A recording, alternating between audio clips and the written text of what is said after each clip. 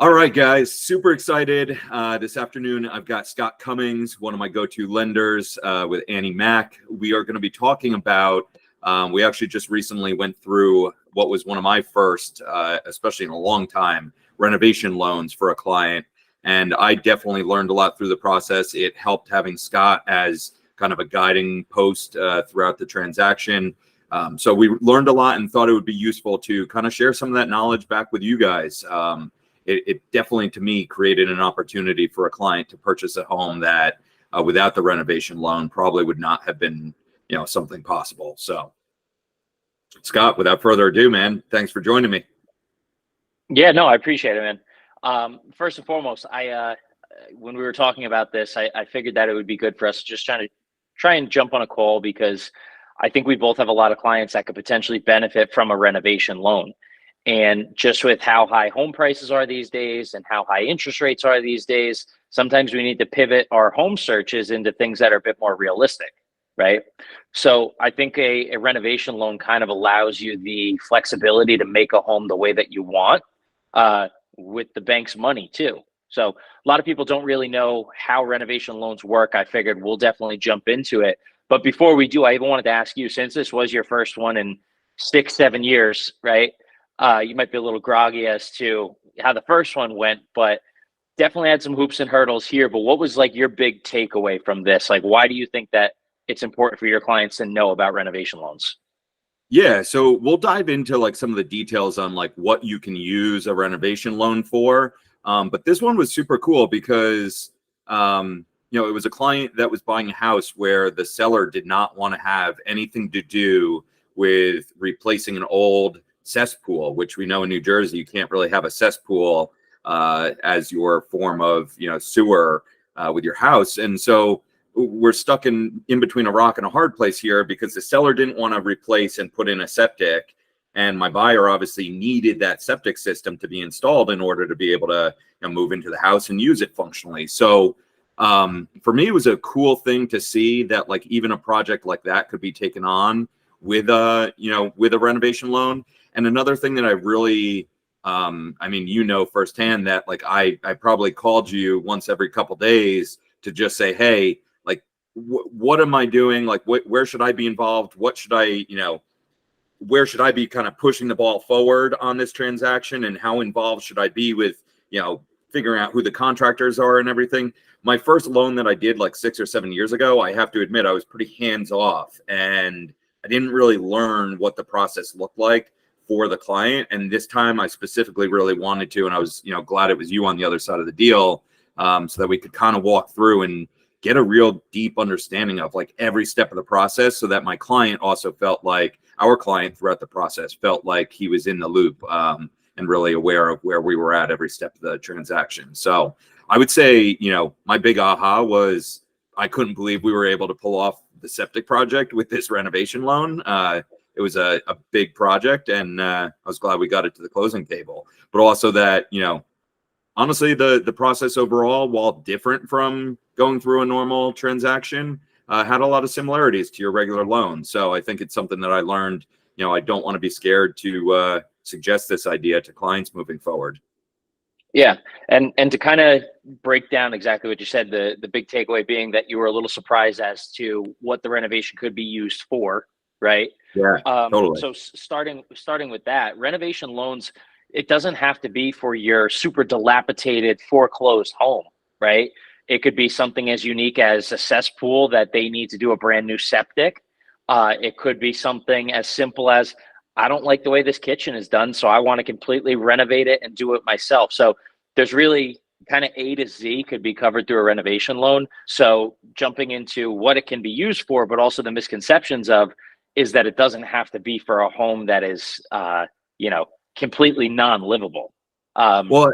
Yeah, and that was, not to like cut you off there, but that was a really big aha too, because you mentioned that I think, when we were first jumping into this process, there's two different types of renovation loans, and one specifically could be even used for like if a client like needed to have a house with a pool and we fell in love with a house but it didn't have the pool, you could actually install a pool using a renovation loan. So just remind me, like, what were those two different types of loans and how do they differ? Yeah, so it's 203K, which is your FHA version, and then it's HomeStyle Renovation, which is your conventional version. And the conventional HomeStyle Renovation, that's the one that allows for what we like to call luxury items, right? So the non-essentials, if you wanted to build a deck, if you wanted to put pavers in the backyard, in-ground pool, jacuzzi, you could do all that. Where FHA 203K, they try and limit that a little bit, but even then, they're pretty good about allowing you to build a home the way that you want. So um, basically, the big difference being that who insures these mortgages, FHA versus conventional. And just like your FHA versus conventional loans, they meet the same minimum down payment requirements, which are really cool too. So people think with renovation loans, either I have to foot my own bill for it, or I need to put 20% down, which isn't the case. 203K is 3.5% down. Homestyle is 5%. Yeah, and that's huge because I think like especially in this market, again, I'm just so happy that we happened to, be able to use a renovation loan, and like I was able to learn so much through the process, because now I feel like I'm talking to a lot of clients, because we know with limited inventory out there, it's been a challenge finding, back in the day when you had tons of homes on the market, it was pretty likely that you could find your client something that checked enough of the boxes for them to make them, happy to be moving forward with an offer. Now, more and more, I'm finding clients are almost having to like sacrifice their wants and needs list. And to me, the idea of bringing a renovation loan into the equation kind of makes it so that even with the limited inventory out there, we might be able to not have to sacrifice on those wants and needs quite as much as we had been. So yeah, and I'm really one of the starting things, to promote it. Yeah. one of the things too that I even started doing with clients is just being more obvious about talking about it, right? Because it seemed that when homes were either more affordable or interest rates were low, everybody just wanted to take advantage of just buying something move-in ready. But again, now that we're kind of strong-armed to look at what's available, I have clients that are looking at things only 30 days or older on listings, right? Because if they're sitting there, makes you wonder why, right? Maybe there's some inspection items that need to be taken care of that could be taken care of through a renovation loan. And I would also like to say too, so with a renovation loan, one of the challenges with it is you have to have a seller on board willing to accept that offer, right?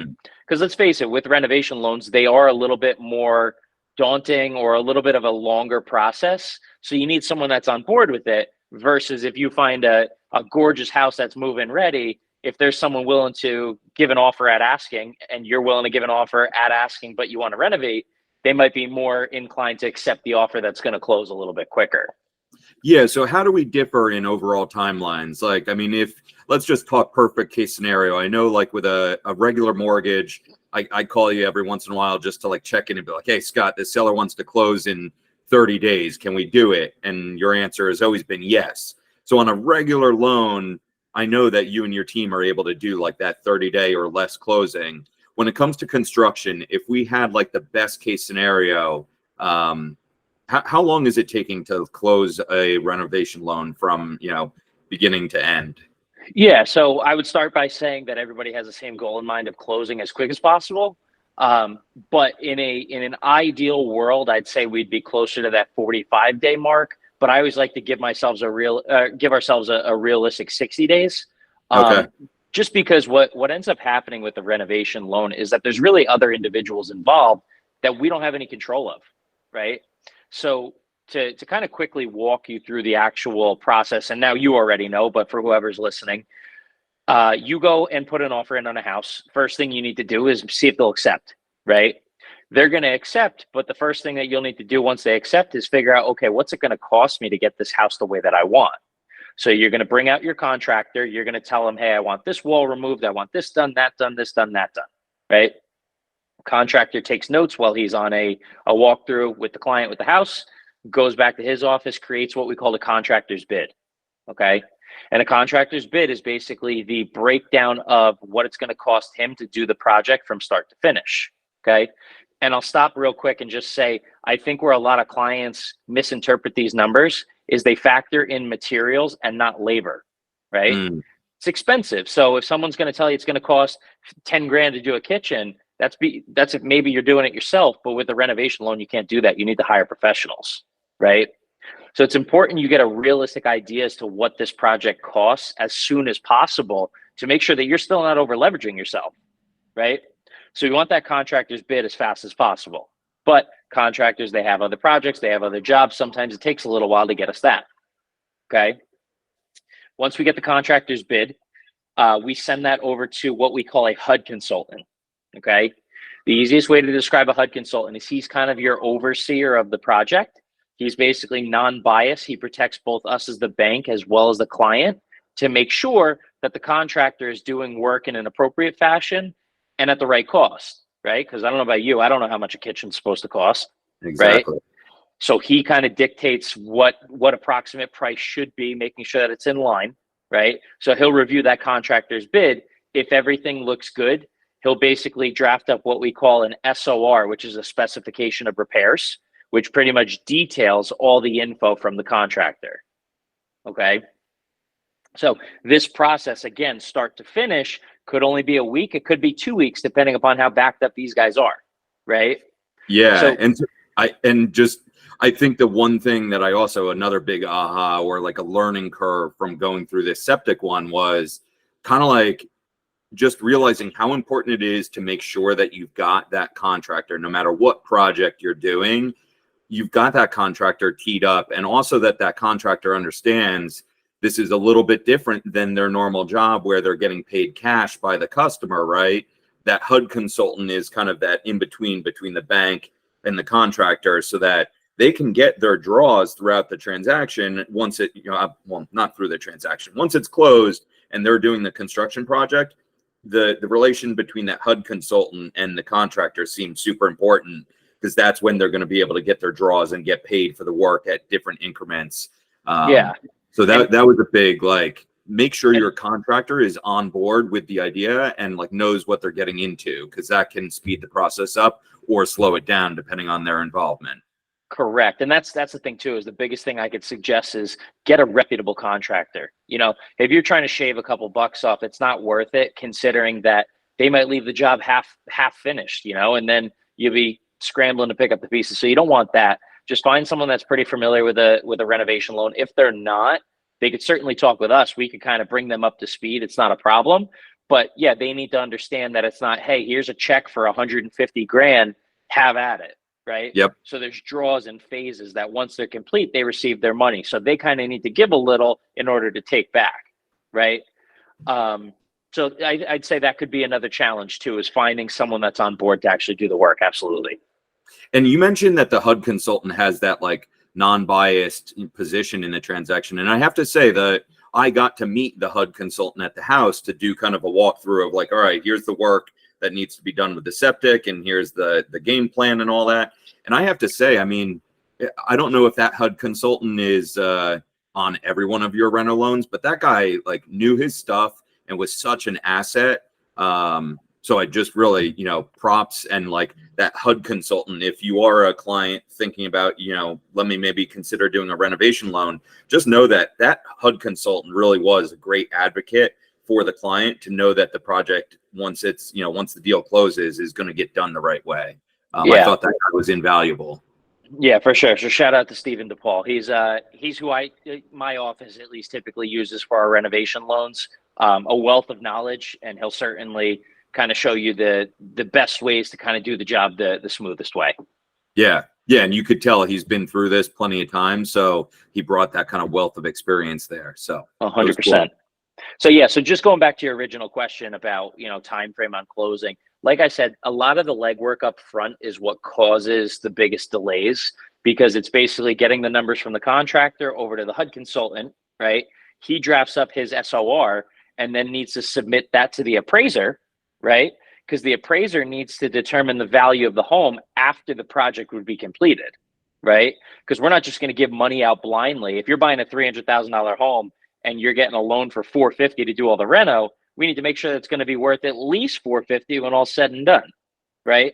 So from contractor to HUD consultant to appraiser is really when there's the most delays, because beyond that, it's just a normal loan. Pay stubs, W-2s, bank statements, nothing really changes beyond that. Yeah, and that was another thing that I thought was neat, that is, for a client that might have a little bit of, right, because usually the more that I've talked about these renovation loans to potential clients buying houses that do need a little bit of work, more often than not, my clients haven't gone through even like a kitchen renovation or a bathroom renovation. And so there is a lot that they might not know exactly what to expect. And I always try and shed some of my experience doing renovations around my own home. But I thought it was kind of cool too that you do have like that system of checks and balances to kind of like make sure that the client goes into this knowing they've got people on their side besides just the contractor that they hire, to make sure, like you said, like that ARV. When I heard that going through the process, I was like, oh, this reminds me of like working with my investor clients, right? They're always making sure that their budget for renovations actually makes it so that the house is worth that much more, if not in excess of value once they do the renovation. So ARV being tied into this was super cool. And it's nice to know that like the appraiser is like a system of checks and balances to make sure the project is actually going to add value to that home. Yeah. And same thing. I mean, even beyond the appraiser, it's also the lender too. We got to feel good about it too, right? Yep.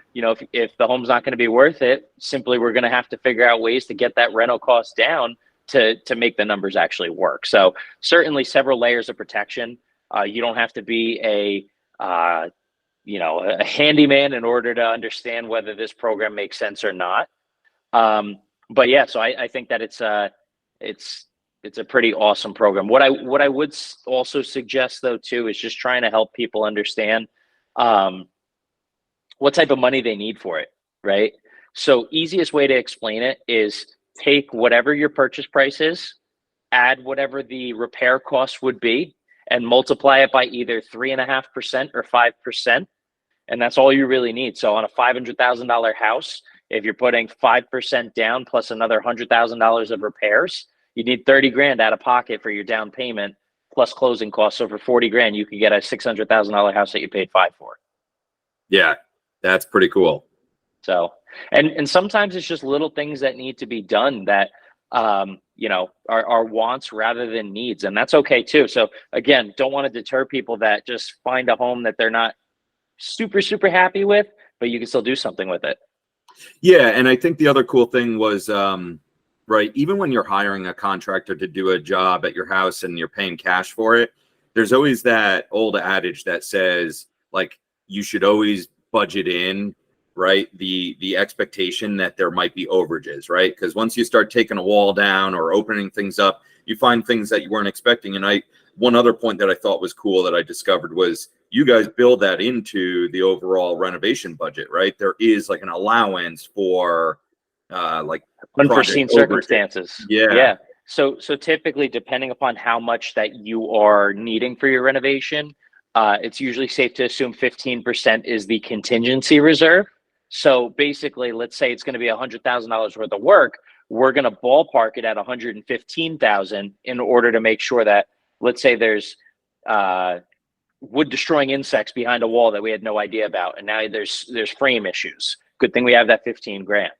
But the good news is, if you don't use that money, of course, it's just applied towards your principal buy down upon completion of the project. Or if you're concerned because you say, I don't want to loan amount that high, I'd prefer to just, pay for the overages out of pocket. You can do that, right? If you have excess cash in the bank, but we would require that money to be collected at closing. Again, similarly, just to be safe, extra money collected at closing. And then of course we'll redisperse it back to you if we don't use it. See, even now I'm learning something new, but yeah, I thought that was nice because to me, the client that doesn't have the overage out of pocket, again, it was just like another protection for them, knowing that you're not going to get halfway into the project, have your contractor come up and say, hey, listen, we've got something that's going to cause us to go over budget. Doesn't mean all of a sudden you're having to scramble and go, break open your piggy bank. You've got that protection in there built in with that contingency budget. And if it doesn't get used, then it goes against the principal, which is nice. So, yeah. And the one thing that I was going to mention too is that really you don't need that much money in the bank in order to make it work. So there's a lot of other unforeseen costs that you don't realize, right? When it comes to renovations, of course, there's actually a HUD consultant fee. I want to say it's like $1,000 for all his work done. There's draw fees, meaning that the amount of money that actually gets sent over to the contractor, there's a cost per draw on that.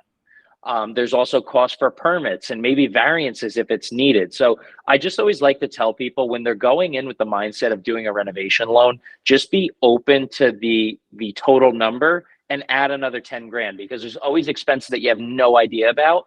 And again, none of us are contractors. So there's a rhyme and reason for those costs, but just be prepared for those. Because, we had with our client, he was getting a little frustrated with some of the numbers, ultimately because someone set the unrealistic expectation up front as to what it was going to cost. So yeah, and I think the one thing that really helped with that too is like, you never want to tell somebody, hey, just like, relax. It's free money. It's not free money. It's just You're money. gonna Yeah, pay no, for of it. course. But like, where else can you? I mean, I thought it was so cool, the concept of, because me, I love to look at investment properties, and I've looked at some ones where I've had to like look for sources of funds to do a big renovation project, and oftentimes you're having to go get like hard money at 10-15%. Like here, you're doing a loan with a bank, and they're giving you 100% of the funds to do the renovations you want to do. So I don't know where you can find much better deal than that. So For sure. Now, one disclaimer with these loans, of course, they are a riskier product. So interest rates on them are, a little bit worse off than market rates on a normal home. But again, we're still factoring in, to your point, we're paying for the renovation loan. So you can't be mad about that. now let me ask you one more question, and then I know we should probably wrap up, because you and me on a Yeah, for conversation. sure. We could go for hours, but now, to the point with interest rates, if somebody got done and now they're living in a great home, and right, we know we lately we've seen interest rates just keep going up and up and up. But what if we closed on a renovation loan, and you mentioned the interest rate is a little bit higher, but now flash forward 6 months to a year, that client is now living in their home, it's all renovated, everything is looking great. Is there still the option to like do a refinance to get into a better rate? Yeah, 100%. There's no restrictions on that. The only thing that we'll say, of course, is that you must make at least 6 mortgage payments. Okay. But that's across the board, regardless of what mortgage that you take. So yeah, no restrictions on being able to refinance, as long as, of course, you have the equity, which you should, because the legwork was done up front. That's cool, because I think like our point that we always drive home with clients is, anyway, like regardless of what the rate is, it's always about the affordability. So if you can take on a renovation loan and fit it within your monthly budget, and know that you're going to get that project completed, I'd say that's a home run every day. And then you've still got the option to refi in the future. So pretty cool. 100%. Yeah, man. Wow. Any final notes, advice, things that people should know before we wrap up today, Scott? I think we covered a majority of it. I would say that this program, it's a bit involved and it's a bit intricate. So I would just encourage anybody that's listening, if they had any questions, don't hesitate to reach out to either of the Scotts, for that matter, just to kind of go over if this program's right for you. And it might be, might not be, but it's probably worth the conversation if you've been struggling to find the right home. Absolutely. Scott's got your back, and both Scotts have got your back. And I would say that's the other thing too, is right, we can always talk to you about, pulling in some of those resources, right? I know we both know a lot of different contractors and professionals that could be of use in helping you get to the closing table on one of these loans. So if it's something that interests you, feel free to reach out to Scott or me. We'd be glad to have that conversation, and hope you guys found this useful today. So Cool. Appreciate you having me, man. Absolutely. Without further ado, I'm Scott Stewart, Keller Williams, and Scott Cummings, AnnieMac. AnnieMac. Let us help you out. We'd love to get you into your new home. Take care, guys.